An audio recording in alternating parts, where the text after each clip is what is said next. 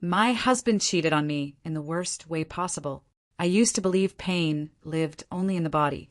My back injury taught me otherwise, but even that didn't prepare me for what was coming. When Daniel hired Eleni to help me during the day, I felt grateful. She was gentle and patient. She helped me shower, helped me cook, helped me move from the bed to the sofa. I trusted her with my vulnerability, and I trusted Daniel with my life. I didn't know they were sharing something behind my back, something cruel, something intimate, something happening inside my own home while I lay helpless in the next room. The first sign came one morning when I noticed Eleni wearing a necklace, a familiar one. Daniel had given it to me years ago. A simple silver pendant I used to wear every day before my injury made jewelry uncomfortable. I asked her where she got it. She smiled a soft, guilty smile and said Daniel gave it to her because it didn't suit me anymore. My heart dropped so fast I felt dizzy, but I swallowed it. I told myself I was imagining things. I told myself Daniel wouldn't do that to me. I was wrong. The truth came on a quiet afternoon. Daniel had left his phone charging on the kitchen counter. I was moving slowly with my walker when a message lit up the screen. It said he would come early tomorrow and that she should wear the red dress because I would be asleep. My hand shook. I opened the thread. I wish I hadn't. There were photos, videos, messages mocking me, mocking my injury, mocking how easy it was to cheat because I was always sedated. I felt sick. I felt betrayed. I felt small. But I didn't scream. I didn't cry. I planned. The next morning I sat upright on the sofa without pain medication. My sister stood beside me recording.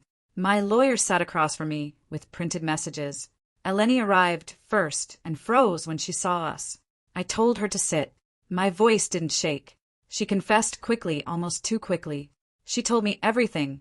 How Daniel had promised to leave me once my disability payments ended. How they had been together for months. How they had used my home like a hotel. Then Daniel walked in. He looked at me, then at the lawyer, then at the printed messages. His face drained of color. He tried to deny it. Then he tried to blame Eleni. Then he tried to blame me. But I wasn't the fragile woman he thought I was. I filed for divorce that same day. I kept the house. I kept my settlement. I kept my dignity. Daniel lost everything, including his job once the evidence reached his employer.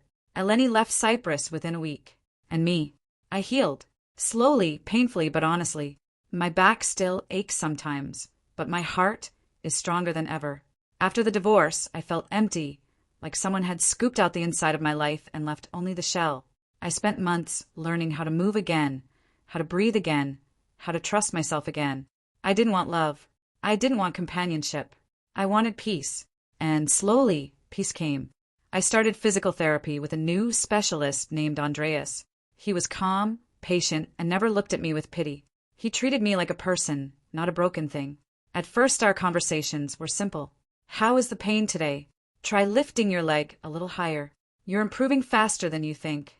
But over time, those conversations changed. He asked about my favorite books, my favorite beaches in Cyprus, the foods I missed cooking. He listened in a way Daniel never had.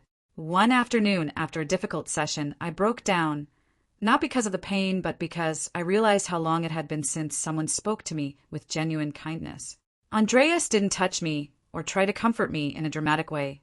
He simply sat beside me and said that healing isn't only physical and that I deserved a life that didn't hurt. I didn't fall in love instantly. I didn't trust instantly. But I felt something shift inside me.